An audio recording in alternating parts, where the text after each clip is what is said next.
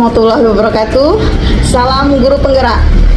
Perkenalkan, saya Mariani, PP Angkatan 11, Kota Palembang, akan melaksanakan tugas mewawancarai kepala sekolah yang berkaitan dengan modul 3.1, keputusan berbasis nilai-nilai kebajikan sebagai seorang pemimpin. Di sini saya akan mewawancarai Ibu Mary dari TK Hijriah 3. Selamat pagi, saya kelas Mary. Hari ini saya akan mewawancarai Ibu ya. Oke, siap. Di sini kami mempunyai tugas mewawancarai Ibu. Kami akan ajukan beberapa pertanyaan. Apakah Ibu Mary bersedia? Bersedia, siap.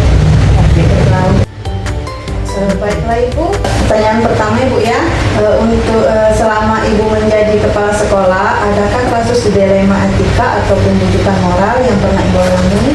Nah, misalnya Bu ya, dilema etika itu, misalnya kasus itu Ibu sudah tahu bahwa dia dihadapkan pada dua keputusan yang benar, tapi Ibu harus memilih salah satunya. Nah, kalau untuk bujukan moral itu, kedua-keduanya itu salah Ibu.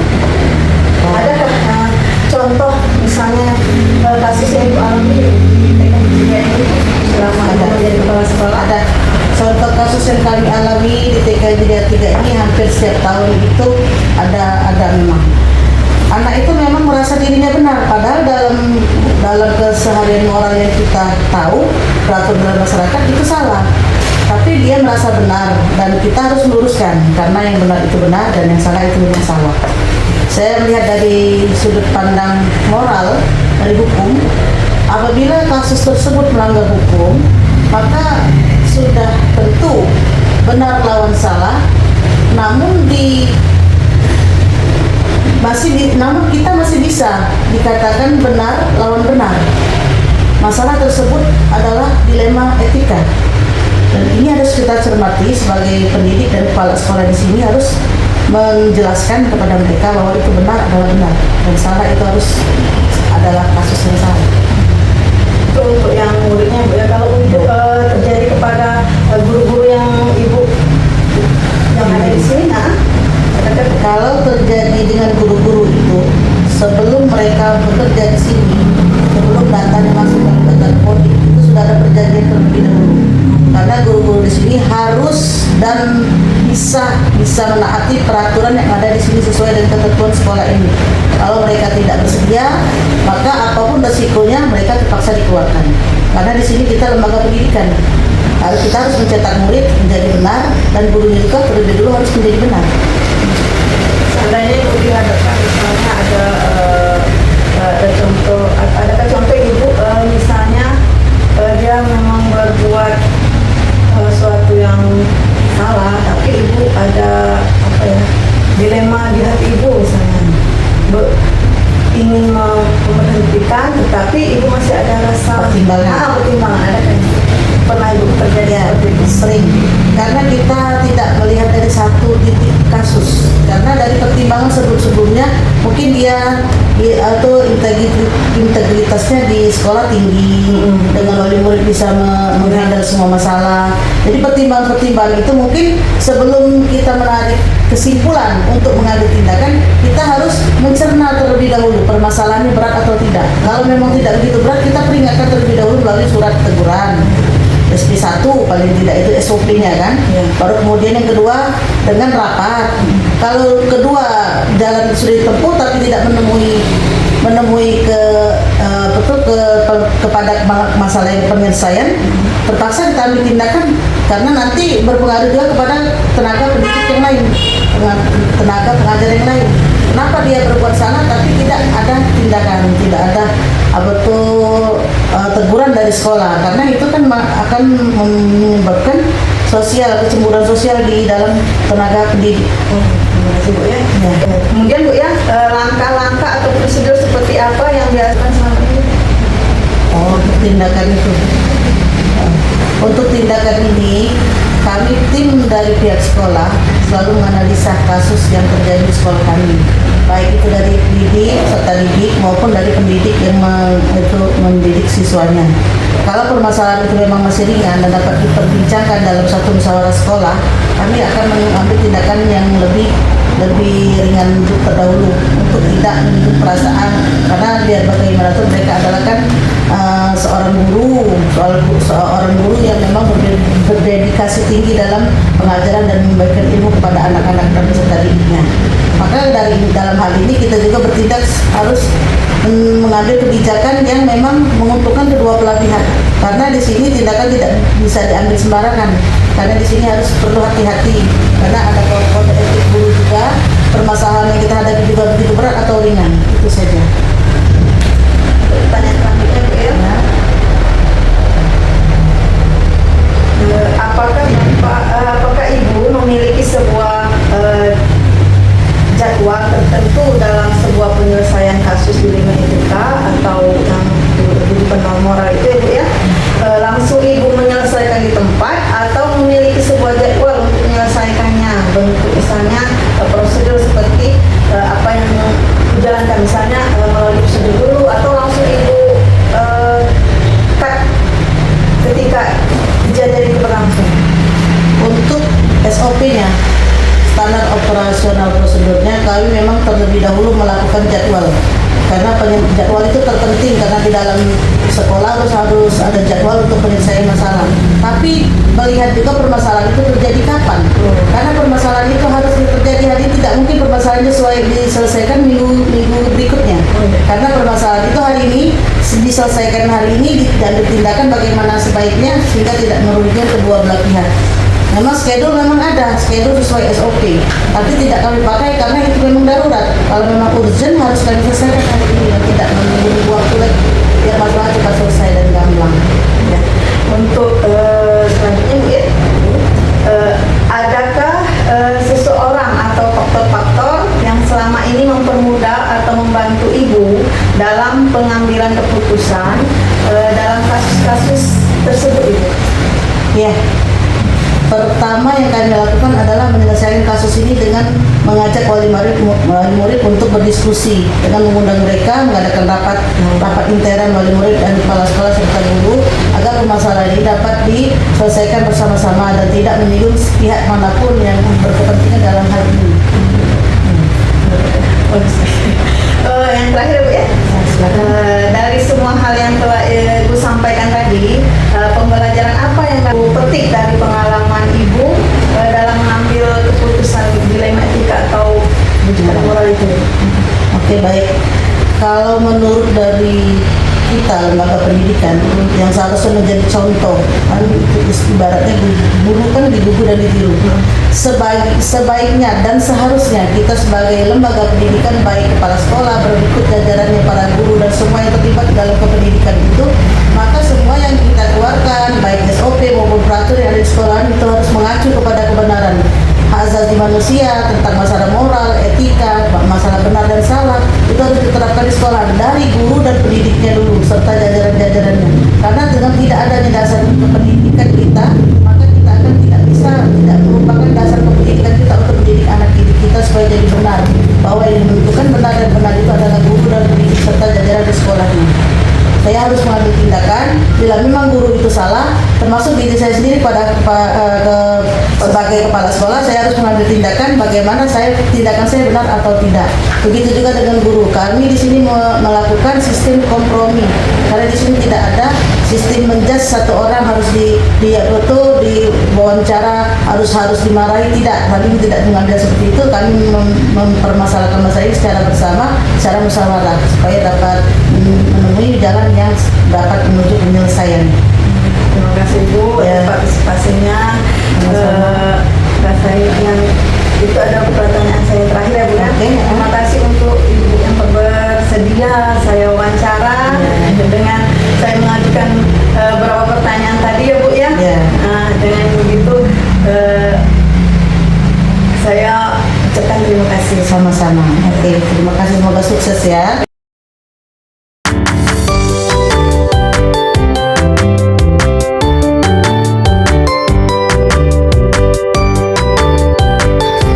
Assalamualaikum warahmatullahi wabarakatuh. Waalaikumsalam warahmatullahi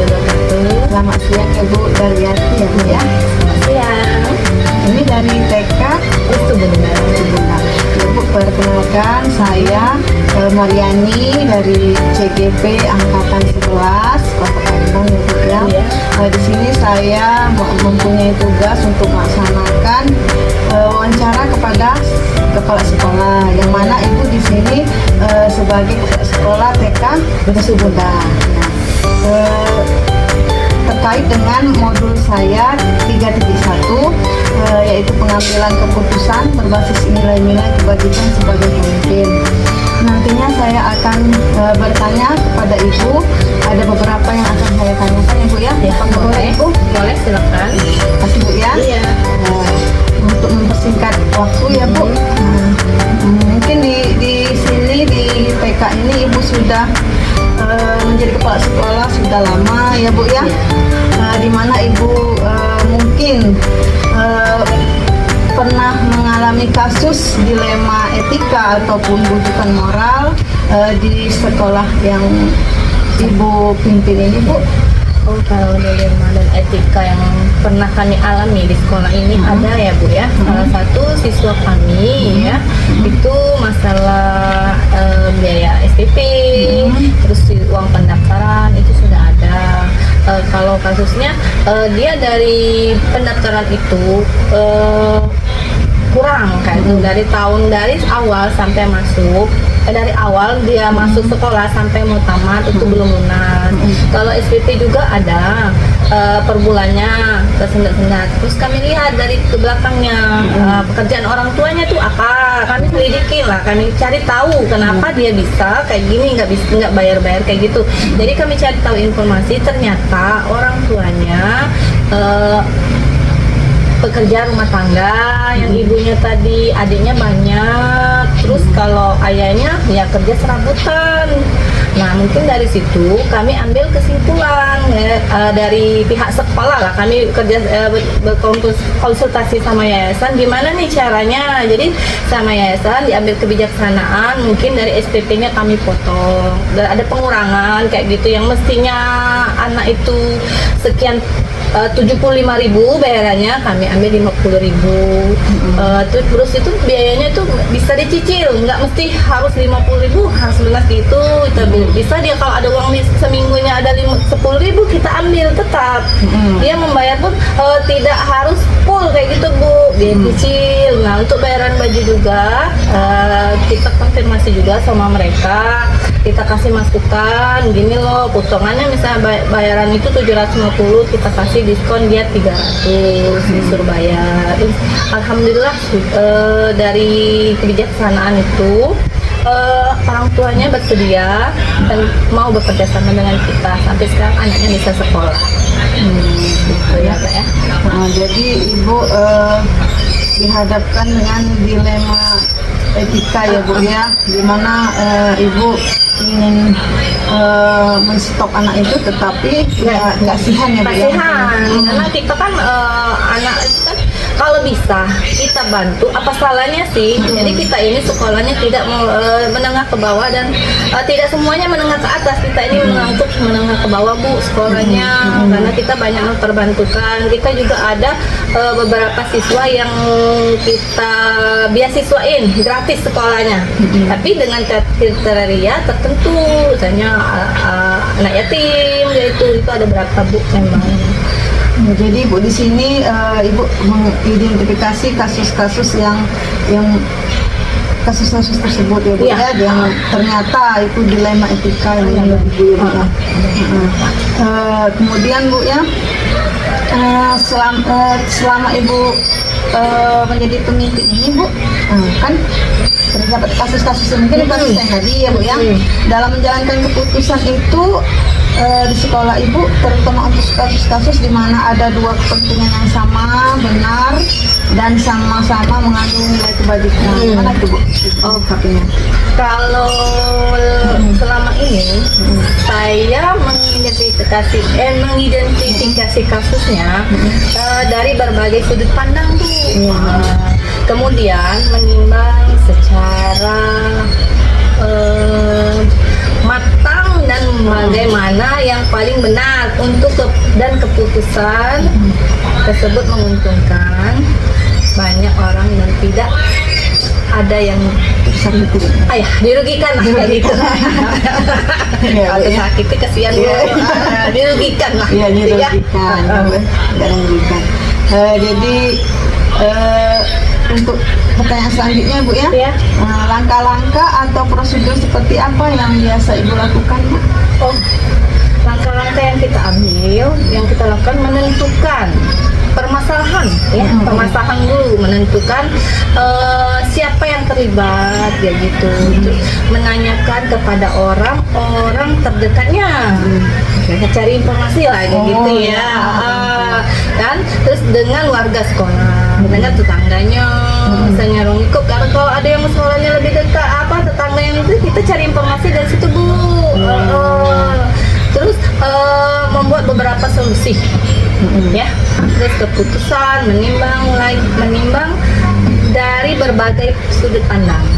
Jadi Ibu mencari informasi bukan hanya di satu saja Bu ya, Ah, tapi dari misalnya ada orang yang kenal atau orang terdekatnya Bu ya. Nggak sempit kami ini, maklum lah. Ya, nggak apa-apa Bu. Ini ya, kemudian Ibu hal-hal apa saja yang selama ini merupakan tantangan dalam pengambilan keputusan pada kasus-kasus yang Ibu alami? Hal-hal yang dalam mengambil keputusan ya, Ya, hal-hal yang dapat mencari itu adalah mencari keputusan yang terbaik. Karena keduanya merupakan masalah yang sama-sama benar. Terus dalam mengambil keputusan harus menguntungkan, ya. Iya. Nah, dari belah pihak dan tidak merugikan salah satu pihaknya. Kalau merugikan kan nggak bagus. Jadi kedua-duanya saling menguntungkan lah. Itu. Walaupun gimana Bu ya, cara kita dalam menuju ke keputusan itu Iya. agak-agak susah gimana kayak gitu. Benar Gila. sekali.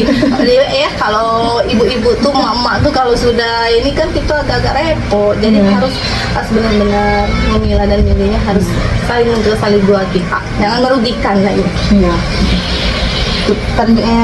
Selanjutnya ini ketika Ibu dihadapkan dengan kasus tersebut ya Ibu ya, apakah Ibu dalam menyelesaikan masalah tersebut, apakah seketika itu atau ada prosesnya Ibu? Misalnya ketika itu Ibu mengangkatnya, menjasnya atau ada prosedur-prosedurnya? Oh, kalau untuk memutuskan masalah itu ya.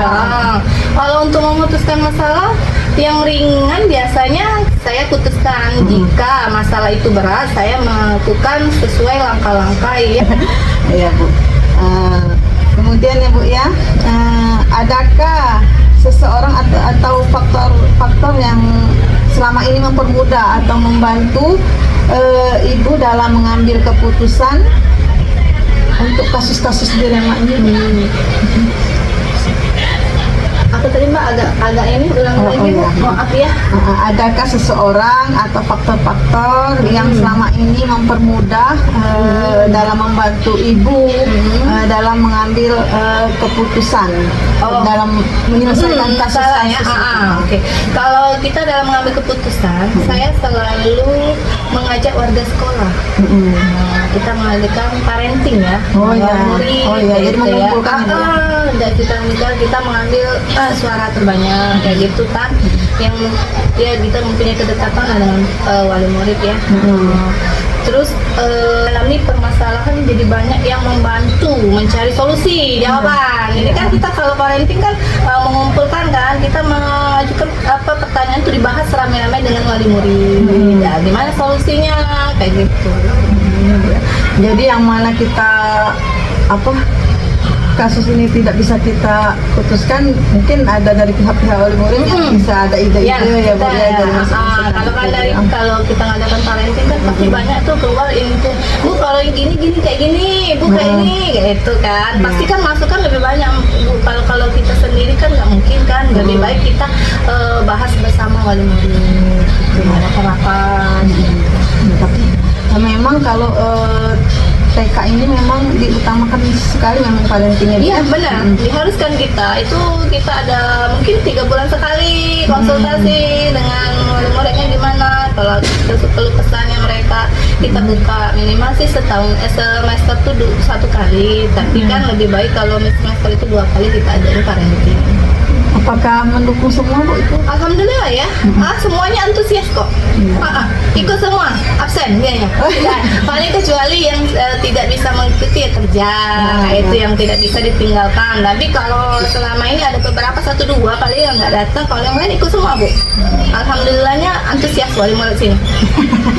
Ya Bu. Ya, Bu. Untuk pertanyaan terakhir ya Bu ya. Dari semua hal yang telah Ibu sampaikan tadi, pembelajaran apa yang dapat Ibu petik dari pengalaman pengambilan keputusan dilema etika ini Bu? Pelajaran yang saya dapat Dari ya. kasus-kasus Dari kasus ini, yang kasus selama ini ya. Kalau yang saya menjadi lebih bijak, bijaksana dalam menganalisis sebuah permasalahan gitu untuk dijadikan pertimbangan menentukan solusi yang tepat dan baik, yang tepat dan yang terbaik lah kayak gitu. Bapak Ibu, terima kasih atas wawancaranya Bu ya. Terima kasih telah mendukung saya dalam tugas CGP Angkatan 11 modul 3.1 ini Bu ya. Ibu sangat berpartisipasi saya sekali Bu ya. Itu menjadi masukan saya juga. Masukan juga kepada Ibu dan saya. Juga ya atas ini ya sudah PTK kami kunjung kayak gitu. Terima kasih Bu ya. Ya. Assalamualaikum warahmatullahi wabarakatuh. Waalaikumsalam warahmatullahi wabarakatuh.